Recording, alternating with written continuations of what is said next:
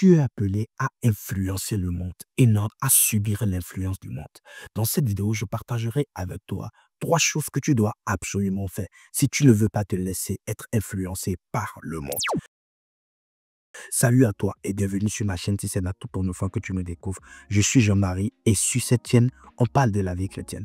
Je partage avec toi tout ce qui te permettra de grandir dans ta relation personnelle avec Dieu. Si ce contenu t'intéresse, abonne-toi et active surtout la cloche de notification pour ne absolument rien manquer des vidéos que je partage avec toi chaque semaine.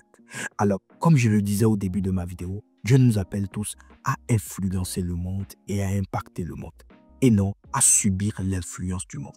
Regardons ce que la Bible dit dans Romains chapitre 12, le verset 2, dans la version Parole vivante. La Bible dit ceci: ne vous coulez pas simplement dans le moule de tout le monde.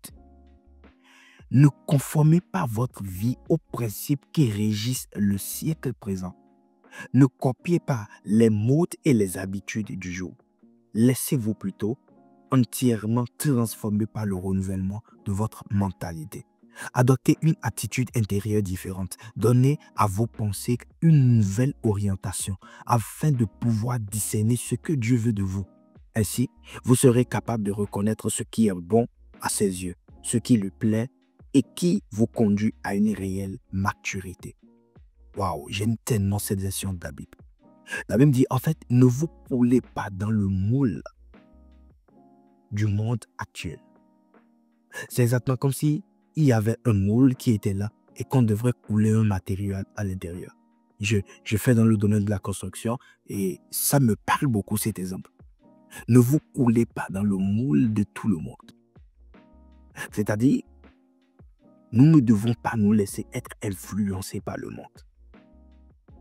Mais au contraire, c'est à nous d'influencer le monde. Alors dans cette vidéo, je partagerai avec toi ces trois choses que tu dois absolument faire si tu ne veux pas te laisser être influencé par le monde.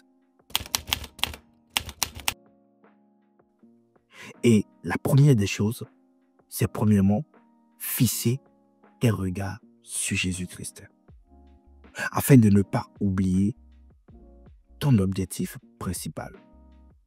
Lorsqu'on oublie son objectif principal, on est susceptible d'être influencé par le monde.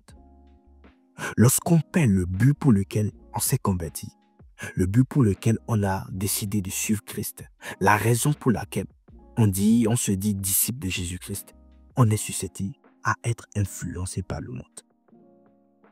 Si tu ne veux pas te laisser être influencé par le monde, il faut absolument que tu gardes tes yeux fixés sur l'objectif et le but pour lequel tu t'es converti. Regardons encore ce que la Bible dit. Dans le livre de Hébreux chapitre 12, le verset 2, la Bible dit: gardons nos yeux fixés sur Jésus-Christ, qui nous a ouvert le chemin de la foi et qui la porte à la perfection. Je préfère m'arrêter là. Gardons nos yeux fixés sur Jésus-Christ.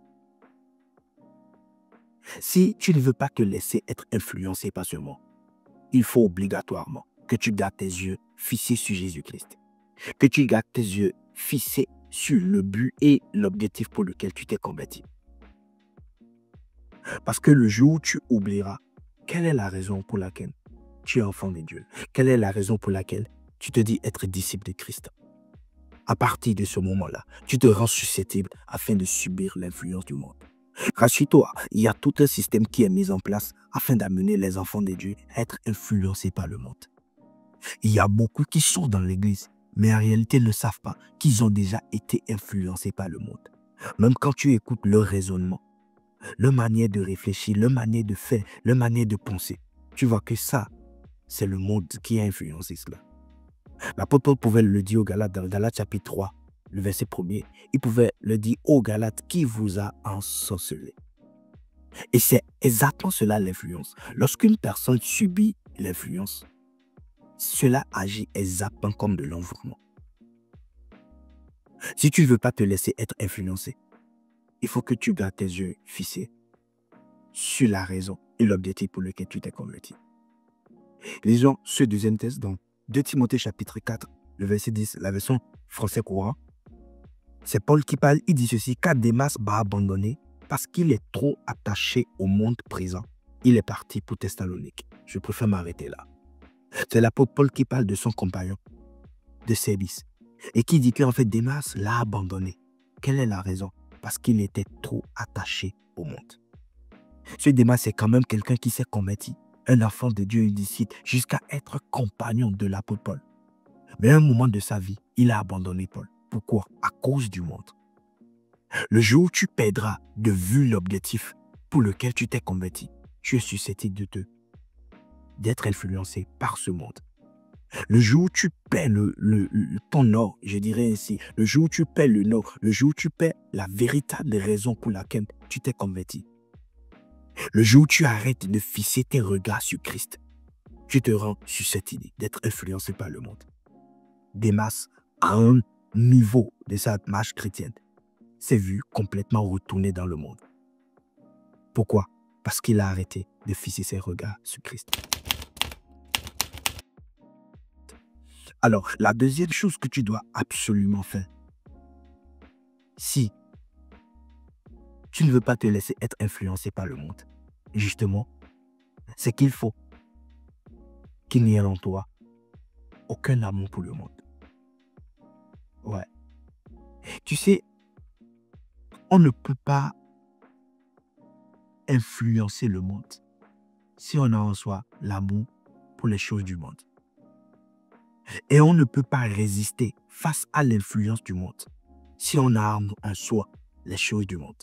C'est pourquoi Jésus-Christ pouvait dire, le prince de ce monde vient, mais il n'y a rien de lui en moi. Parce que du moment où il y a quelque chose du monde en toi, lorsque le prince de ce monde viendra, tu n'auras pas la capacité de résister devant lui. Tu te sentiras absorbé par lui, tout simplement parce que tu as en toi des choses qui l'appartiennent. Si tu ne veux pas te laisser être influencé par le monde actuel, il faut que tu n'aies en toi aucun amour pour les choses du monde et pour le monde. Regardons ce que la Bible dit. Dans 1 Jean, chapitre 2, le verset 15. La Bible dit ceci, « N'aimez pas le monde, ni rien de ce qui fait partie du monde. » Si quelqu'un aime le monde, l'amour pour le Père n'a pas de place dans son cœur. En effet, tout ce qui fait partie du monde, les mauvais désirs de l'homme livré à lui-même, la soif de voir et de posséder ce qui attire les yeux, ainsi que l'orgueil inspiré par la richesse et la puissance. Tout cela ne vient pas du Père, mais du monde.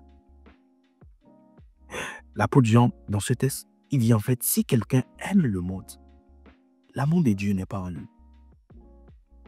Et il parle maintenant d'une définition des choses du monde, en parlant de la convoitise des yeux, du désir de posséder.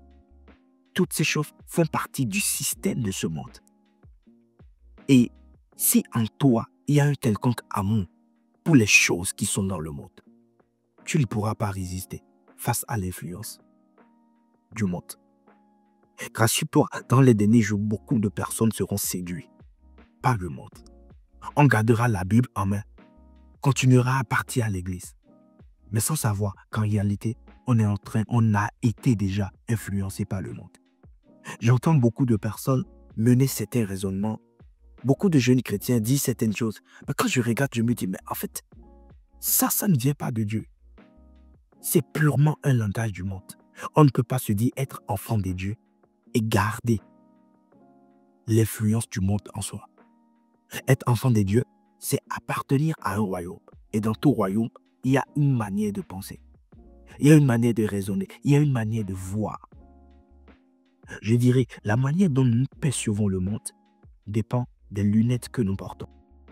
Si je porte des lunettes soleil, je ne verrai pas les choses de la même manière.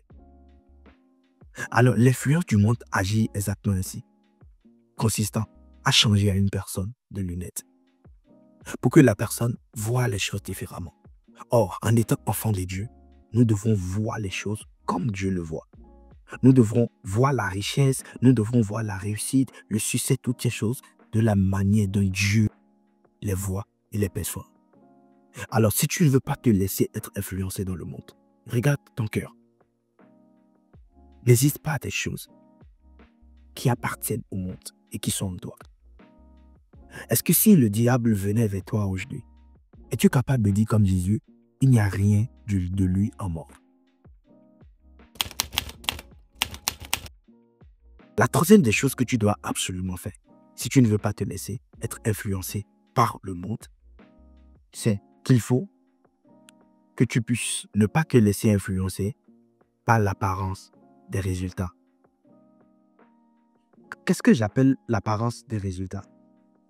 En réalité, nous sommes dans une génération où beaucoup de personnes, surtout avec la médiatisation, les réseaux sociaux, toutes ces choses, on voit énormément de résultats. Des hommes qui présentent leurs résultats, mais on ne voit pas forcément le processus. Et ce qui se passe, c'est que nous sommes très adulés par les résultats, sans pour autant savoir quel est le processus derrière. Et si en tant que chrétiens, nous sommes séduits par les résultats, c'est qu'en réalité, nous sommes très susceptibles d'être influencés par le monde. Il y a quelque chose qui retient beaucoup mon attention lorsque je lis la Bible. C'est dans Matthieu chapitre 24, verset 4. Lorsque Jésus disait à ses disciples, « Prenez garde que personne ne vous séduise. » Lorsque je lis ce texte, je m'arrête, je dis, « Seigneur, mais comment tu dis aux disciples de prendre garde que personne ne les séduise? » Et il va plus loin en disant que, même dans les derniers temps, plusieurs seront séduits, même si possible, les élus. Et cette séduction, elle est déjà là. Pas le fait que, en fait, nous sommes adulés par les résultats que d'autres personnes ont, sans pour autant savoir quel est le processus, le chemin parcouru pour pouvoir aboutir à ces résultats. Nous pourrons voir quelqu'un posséder quelque chose. En réalité, nous voulons parfois avoir en une année, en 2 ans, ce que d'autres personnes ont peut-être fait 20 ans pour avoir. Surtout à l'aide des réseaux sociaux, on voit les stories d'autres personnes. La réalité, c'est que chacun montre ce qu'il a envie de montrer. Chacun montre ce qu'il a envie qu'on sache de lui. Alors, c'est de ta responsabilité de ne pas te laisser séduire par les résultats. Mais par contre, pas le processus. Regarde ce que la Bible dit. La Bible dit ceci. Marc chapitre 4, le verset 18 à 19. La Bible dit, « D'autres graines sont tombées au milieu des plantes épineuses. Le sol couvert de plantes épineuses,